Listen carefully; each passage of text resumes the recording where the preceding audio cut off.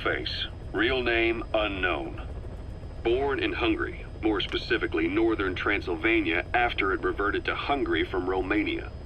While he was young, the country allied with Germany as part of the Axis powers, but later during the war, it came under Soviet occupation. The Hungarians struggled for independence, but the Soviets came down. Hard. Just like he said, time and again the country was ruled by a foreign tongue. When he was a young boy, he lost his native language, the bedrock for any developing child. His country, his family, his face, his identity, everything was stolen from him. All he had left was his skull. Skullface first tried his hand at espionage during all the chaos from the war. Agents, military officials, and soldiers who operated out of Hungary during the war vanished over the course of several months. This Soviet spy hunt rocked the counter-intel world. Mysterious fatal illnesses, accidental deaths, drownings, people having strokes behind closed doors. Just like Stalin, no one knew who was behind it. But all you need to do was look for who had the motive. They were all taken out by a man without a face. And now we've got an idea of how he did it too. He'd gotten revenge for his people, but he wasn't finished. Skullface defected to the West, eventually ended up with the SAS. That's where he met Zero. It's possible he began planning this whole thing back then. It's hard to say. In any case, Zero made him his XO. He always did have a thing for oddballs. But this one was set to lead a unit no one else would know about. When Zero created Fox, he also formed XOF as a support team. An unconventional special forces unit designed to support Fox, make it stronger, with Skullface giving the orders. Zero never even told the boss about it, nor the CIA, naturally. If Fox was Zero's silver bullet, XOF was the recoil when he pulled the trigger, just like Newton's third law. While you were with Fox, Skullface was operating behind the scenes, sometimes as your backup, sometimes as a mole or a scout, sometimes as your cleanup crew. Fox's tale, making sure the mission succeeded and that you survived. We only have his word. Skullface, real... Snake, you remember the White Mamba? Of course, he's been going by Eli since we brought him on base. He was the leader of the child soldier unit we took out of that village and into our protection. Well, according to the kids you brought back here, all the escapees were especially close to Eli. There's reason to suspect he's behind all 6 escapes. We've already detained him. I'll be questioning him shortly. Wait. You'll be? Ocelot. You're incapable of taking an impartial stance with those kids. Question them all you want. It'll get you nowhere. Ocelot, you get too many kicks from your art of interrogation. It's not a matter of art. It's about quick, minimal strokes of psychological warfare. That's what gets the answers.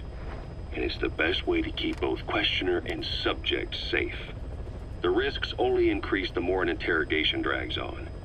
At that point, it causes as much pain to the inflictor as the inflicted. Like I said, too many kicks. What I'm trying to tell you is we need quick results. Otherwise, it'll be too little, too late. I know that. And besides, I know the subject. I won't go overboard with a kid. Forget it. You're not needed. Snake, we'll want to question the other kids too. Be sure to bring them all back. Snake, about the escaped children. Eli confessed. The way he tells it, they wanted to go back to the battlefield. Don't rob them of their freedom, he said. If you bring them all back, there will be consequences. Next to be asking for our surrender. Consequences? What consequences? No idea. That's all I have for now. You're too attached to those kids. Stop protecting Eli. Listen to yourself. Let me question him, and we'll get some real answers. Not necessary. I'll report as and when. Boss, we found weapons in the children's section of the living quarters. As you know, weapons are strictly off limits. We've got some rule breakers. The weapons we found were handmade. Blades ground out of knives and forks, a couple of bow guns built out of scrap, and explosives made using detergents. And get this, the explosives were tightly packed with nails. The kids put the blame on, you guessed it, Eli. I guess that's what he meant by consequences. I questioned him about it, but this time he claimed they want to be put out on missions. Send us to the battlefield, he says. Miller, enough is enough. You've protected him too much already. It's my turn to question him. Protected? What Eli's doing is issuing a threat. Comply with my demands or I'll respond with force. But it'll be war at this rate. Forks and soap aren't gonna kill us, but some of them will end up dead. Is that what you want? Now, I hate to say it, but they want to be on the battlefield. It's time you gave up this fantasy. Eli, he said they'd rise up against us if we bring the last kid back. There, you see? Ignore his demands. Don't let him return to quarters. That attitude is contagious. We'd lose control over them for good. For the time being, we've confiscated those handmade weapons. We're bumping up security and the number of psychiatric counselors. As for Eli... He needs some very special care. You mean solitary? Well, we can't leave him in contact with the other kids. If you won't do it, I will. Boss, keep working on extracting those kids.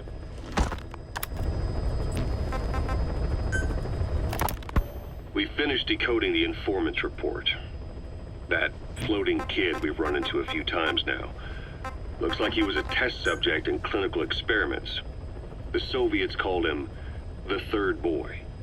The Third Boy was brought to a lab on the outskirts of Moscow from Czechoslovakia, after which he was due to be sent to a research center in Leningrad, then Siberia, and finally an academic town in Novosibirsk. It doesn't appear that the researchers witnessed the talents we've seen from him, but nevertheless he was quite the popular subject. His latent cognitive abilities suddenly awoke en route to Moscow. According to the report, the Third Boy was easily influenced by other individuals' biofields. Evil thoughts, in particular. They affected his mind like a virus. Extreme anger or resentment, motives for revenge, in other words. Now, during the transport flight to Moscow, the boy was exposed to a powerful mental energy field coming from a certain individual. Ever since, being conscious of his powers, he's become a sort of energy generator. What's unique about him is the way his acute telepathic abilities get taken over by another person's will. The boy began to physically parasitize individuals experiencing extreme anger and codify the host's desires. This includes amplifying the host's natural strengths. Or, in accordance with the host's desires, he can also implant program code in another individual, making them a puppet, essentially. Human neural synapses transmit weak electrical currents between neurons. These electrical currents, though at a level difficult to observe, warp the magnetic field outside the body. The Third Boy is able to pick up these weak fluctuations. Contrary to psychotronics, which involves controlling the human mind, his abilities as a receptor are too high. The emotions he picks up from another individual are amplified and unleashed into his body as they recur in his brain. They turn into microwaves, which then affect the physical world, triggering paranormal phenomena like the spontaneous combustion of organic matter or psychokinesis, moving an object without touching it. There's one other thing. While he's parasitizing a host, the boy's ego gets shut away, allowing the will of the host to take control of his powers, like some annoying static drowning out your own voice. That means he isn't responsible for what's been happening. Somebody's extreme anger has manifested through the Third Boy's powers in ways none of us could have predicted, which would mean this was going on somewhere around us. Looking back on it, a lot of things make sense now. The man on fire, Sahelanthropus, they both came to life thanks to the Third Boy's powers. Everything has been happening through him as a catalyst. We first saw him in the hospital on Cyprus. The boy parasitizing the Man on Fire's desire for revenge gave him his new abilities in return. He next appeared at the Hamid Fighters Fort where the honeybee was hidden. There, the boy parasitized Skullface's vengeful mind. He controlled Sahelanthropus, making it do whatever Skullface wanted. Same goes for when we extracted Emmerich onto the chopper. When he appeared at the Devil's House in Central Africa, Skullface's will controlled the Man on Fire via the third boy's powers. Everything is clear up to this point. But even the informant couldn't pinpoint who the host was in the cave within Serac power plant. Sahelanthropus suddenly became active, then crushed not only the Man on Fire, but Skullface as well. Surely neither of them could have been the host. Who else was at that location and bore anger more extreme than either of them? Whose will was controlling Sahelanthropus? According to the report, emotions transmitted in children's brains affect the surrounding magnetic field more strongly. Cerebral nerves are covered with insulation called myelin sheaths to increase impulse speed. The reason for this leakage has to do with the fact that children's myelin sheaths are still developing. So, how many children do you remember being there? Children with a burning desire for revenge and bearing a grudge against you. I can think of only one. Eli. We don't know what kind of life he's had, but the resentment he's shown toward adults is nothing short of extraordinary. The third boy resonated with Eli's mind. And that means Eli bore the strongest animosity of all individuals within the boy's reception range, estimated to be a 3-mile radius, beating out even Volgin and Skullface. The third boy has probably remained hooked on Eli's anger since. You remember at the Devil's House, the third boy showed an interest in Shabani? That must have been his ego making a rare appearance. He may possess abilities far beyond anyone else in the world, but he's still a kid. Maybe them both being kids was enough to bring them together. And if so, maybe with Eli, he isn't feeding off him, but acting in symbiosis with him. So what kick-started the third boy's powers? If we look at the location and time that his plane went down, we can make a pretty good guess. When the plane experienced the first anomaly, it gave an accurate report of its position to a control tower, due north of the Black Sea, 125 miles east of Kiev. Dead south on the Black Sea is Cyprus's Green Line. So the plane's position was directly north of the hospital where you'd been asleep for 9 years. And this anomaly was reported at exactly the same time that you woke up. The plane was enveloped in flame from the inside out. The fuselage burnt to ashes. There were no survivors, at least not publicly admitted. Your thoughts formed a synchronicity with the boy's psyche and were amplified inside his brain. That would have been more than enough to trigger his abilities. Your rage was like a big bang in his head, blowing the lid off his powers. The boy was then secretly moved to the lab outside of Moscow where Volgin was comatose. There, Volgin's thoughts resonated with the boy and he was awakened. Volgin became the Man on Fire, hell-bent on getting revenge on you. His instincts led him straight to you. Skullface knew Volgin from Operation Snake Eater, or perhaps from even before. Monitoring this pair of extraordinaries, he discovered the hospital and sent his assassin and XOF. Skullface was probably watching the situation from close by. Then, realizing how useful these two test subjects could be, he approached them. Reacting to Skullface's thirst for revenge, this time the boy let Skullface's will control Volgin. Volgin, at times driven by personal revenge, at times through Skullface's will, kept on moving, though his body was little more than dead meat. Perhaps there were moments where even your thoughts affected him as well. But without the boy's power, it was like the plug had been pulled from the socket. Everything was powered by anger, malice, revenge. This is how the end of the report sums things up. Both the third boy and the Man on Fire were originally test subjects of paranormal research for military applications, like telekinetically controlling the leader of an enemy nation and making him launch a nuke, or stopping the heart of someone on the wrong side of the Berlin Wall, experimenting with latent human abilities. They were used as tools of the Cold War. The boy's only crime was being born with unique gifts. But he was sacrificed on the altar of war. His life reduced to slavery under other people's wills. Turned into a living weapon with no will of his own. And eventually, the only emotion he could feel must have been the desire to get revenge for the hand he'd been dealt. Boss, it's you that awakened the boy's powers. But there's more to it than that. I guess the anger emanating from you was something he could truly relate to.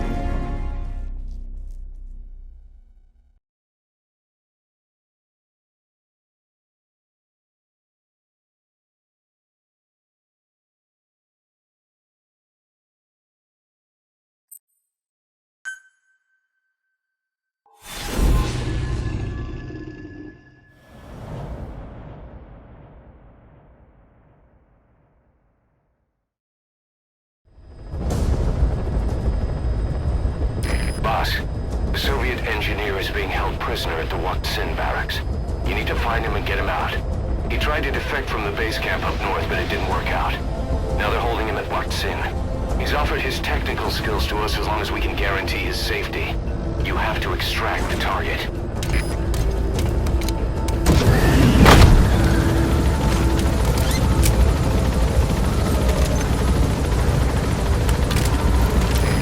Your target just happens to be the man who developed your prosthetic hand. And he's the only one capable of maintaining it. If we bring him in, I'm sure he'll be able to modify it in all kinds of ways as well. Be careful down there, boss!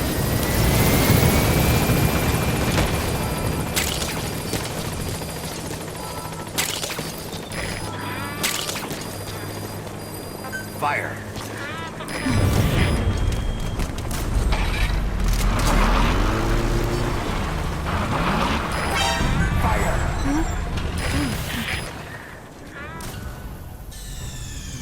Mission failed, boss!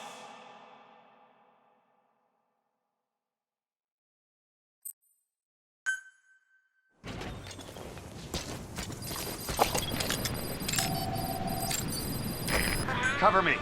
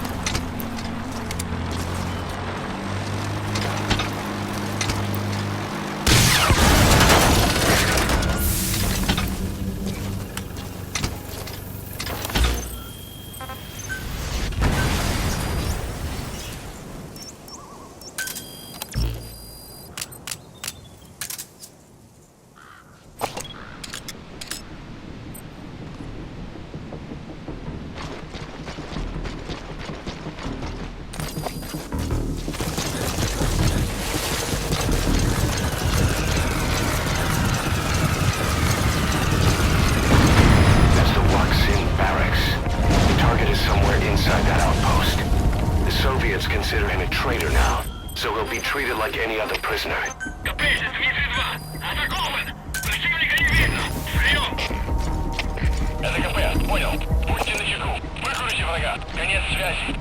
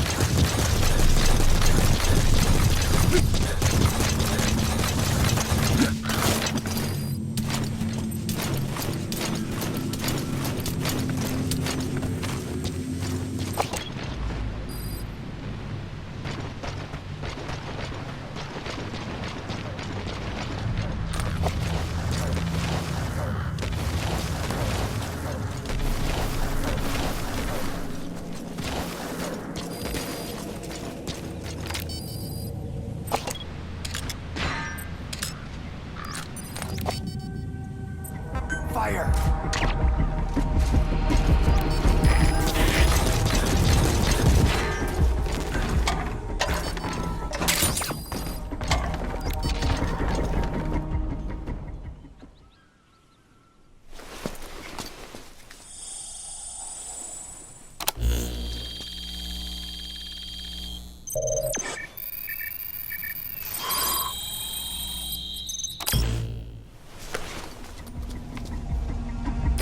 Nice find. Analyzing the intel file you picked up. We've got a fix on the target. I've updated your map. Огнем! Прием! Это КП, понял. Занять оборонную позицию Венедиктовой. Линия связи.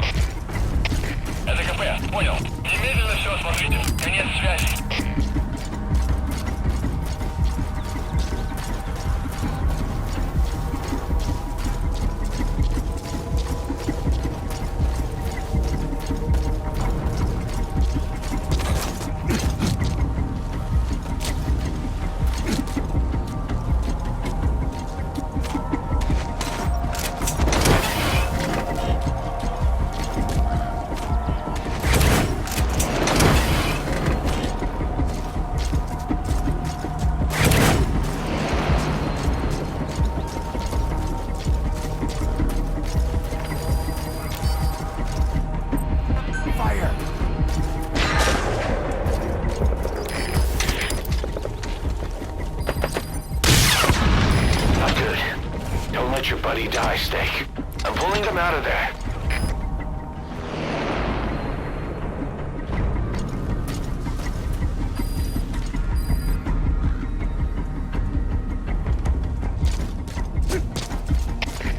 КП! Это СВ-7! Атакован! Противника не видно! Прием! Это КП! Понял! Будьте начеку! Выкурите врага! Конец связи!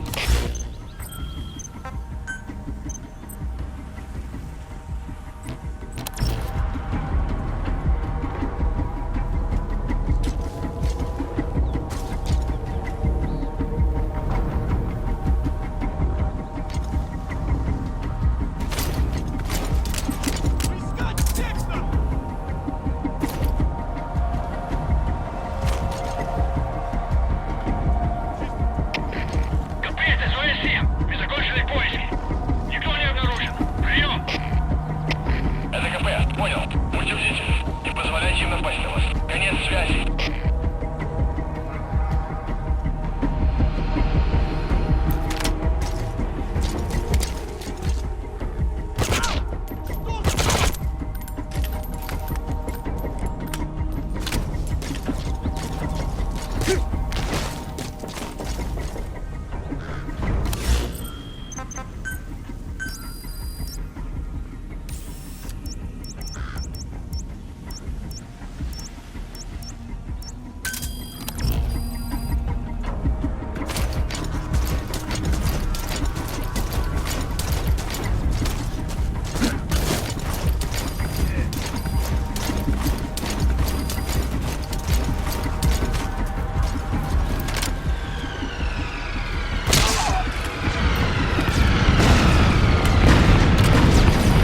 Boss, why did you kill him?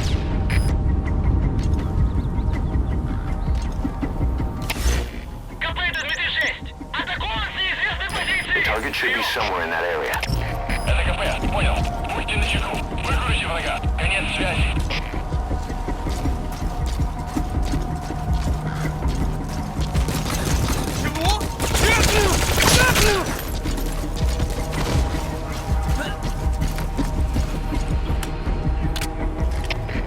КП! Это Дмитрий-1! У нас выстрелы! Источник неизвестен! Прием! Это КП! Понял! Всем подразделениям! У нас могут быть нарушители! Конец связи!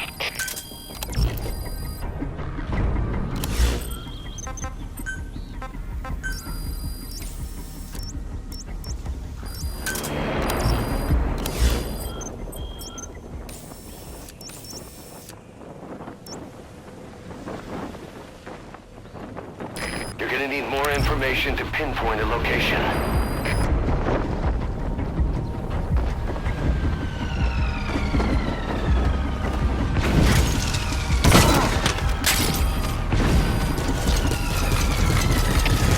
КП! Здесь Дмитрий-3! У нас пропажа! Кажется, у нас лазутчик! Не заняться его поисками! Прием! Это КП! Понял! Усилить безопасность! И найти лучшего! Конец связи!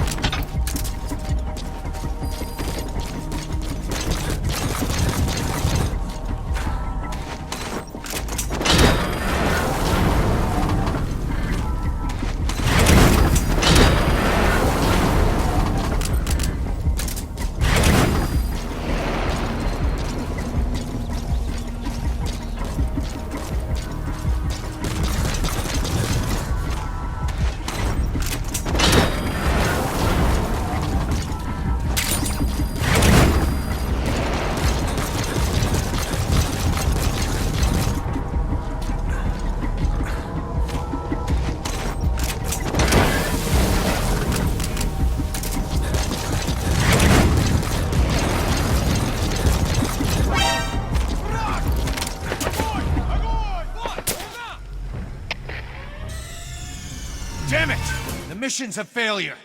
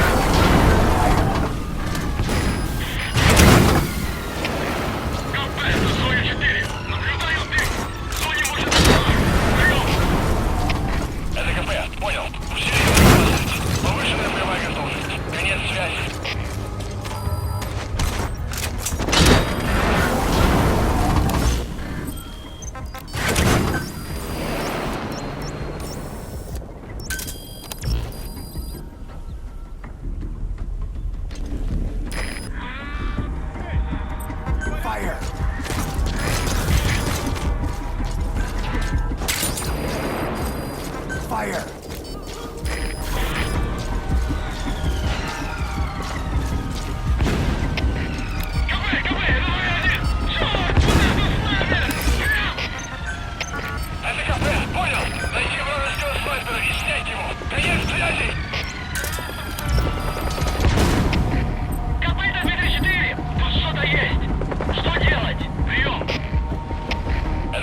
Понял. Усилить безопасность. Повышенная боевая готовность. Конец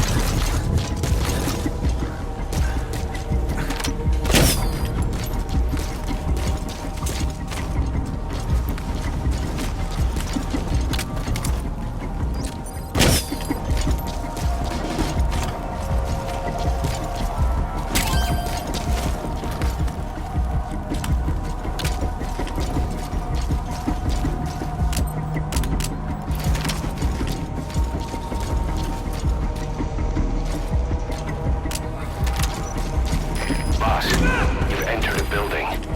Always keep an escape route in mind when you head indoors.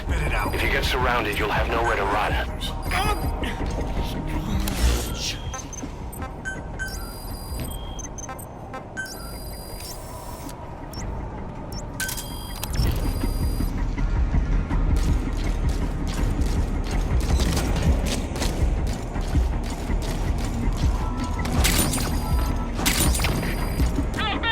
Это две дивизии!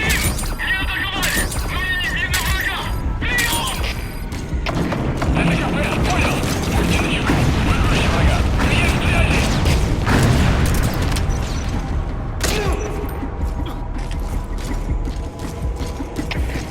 КП, дивизии 3!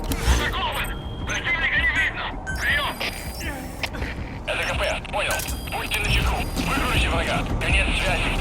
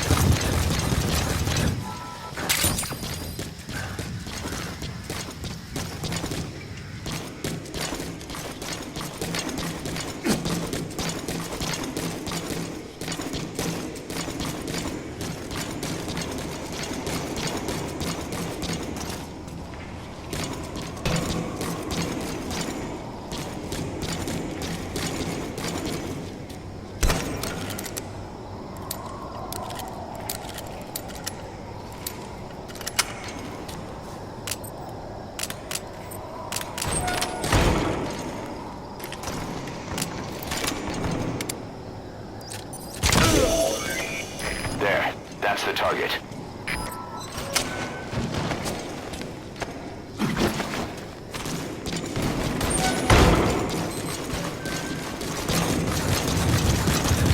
Great.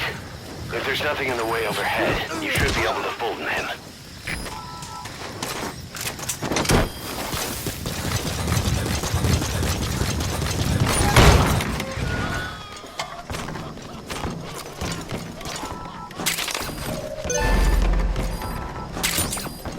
Target extraction confirmed. Your objective's complete. Exfiltrate out of the hot zone by chopper or on land.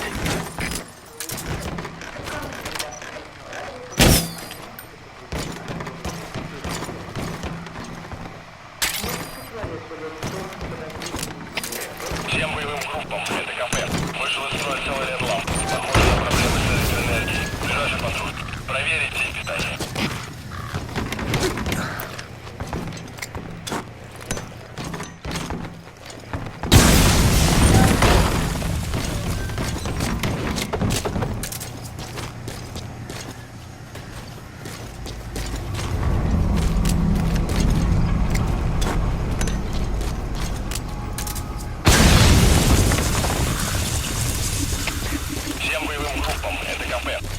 Второй целый Редлов. Похоже на проблемы с электроэнергией. Ближайший патруль. Проверите их, кстати. Копейт Дмитрий 6. Оборудование разрушено. Саботаж со стороны врага. Прием. Это КП. Понял. Немедленно все осмотрите. Конец связи.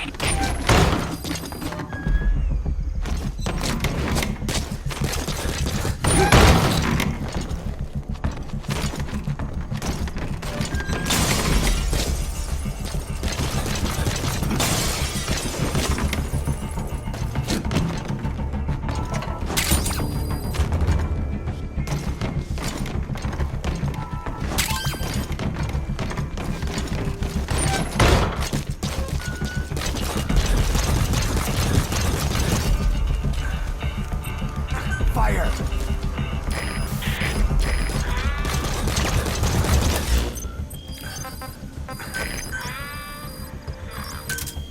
Roger.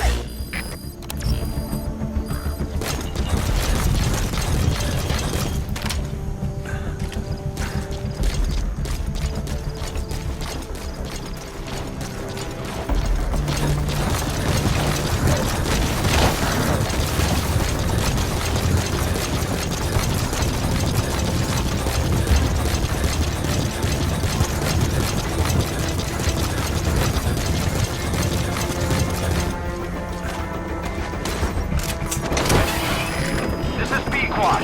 Arriving shortly at LZ. This is B-Quad. Have arrived at LZ. Will stand by.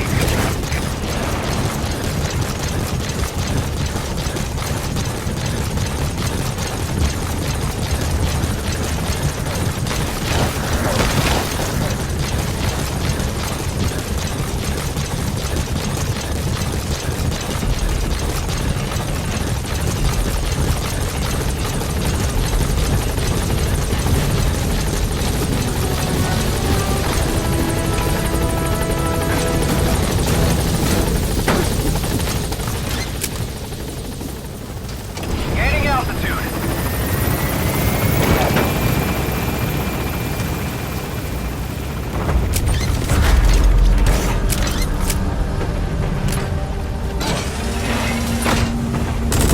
Departing.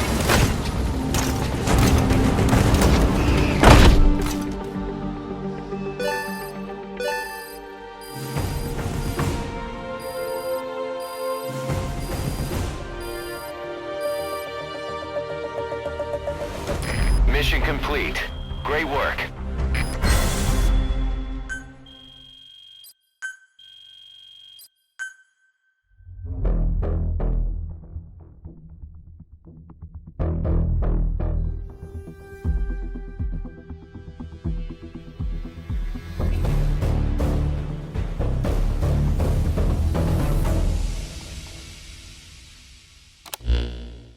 The engineer we rescued has been extremely cooperative. The guys on the R&D team are glad to have him aboard. Thing is, his specialty isn't mechanics, but something called bionics, engineering based on biology. He's already submitted a proposal for modifying your prosthetic arm. If you're interested, go ahead and give the development order.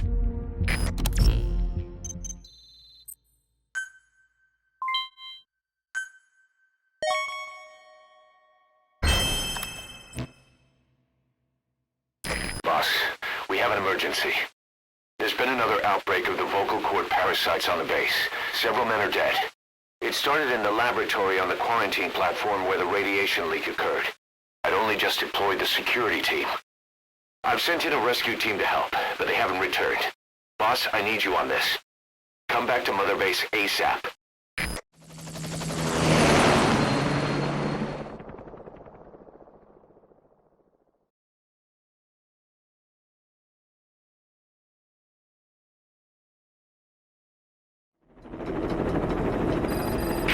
Here we go again.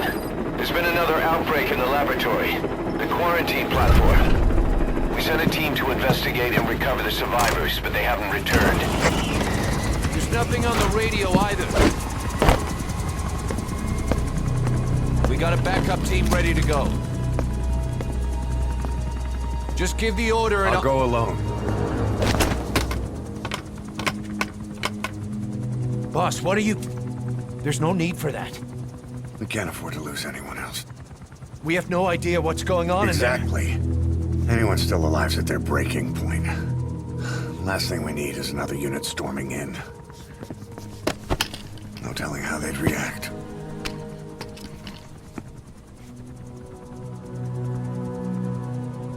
Fine. First off, check how much the infection has spread. Rescue comes next, after we know the situation. When you're ready to move, just use the iDroid.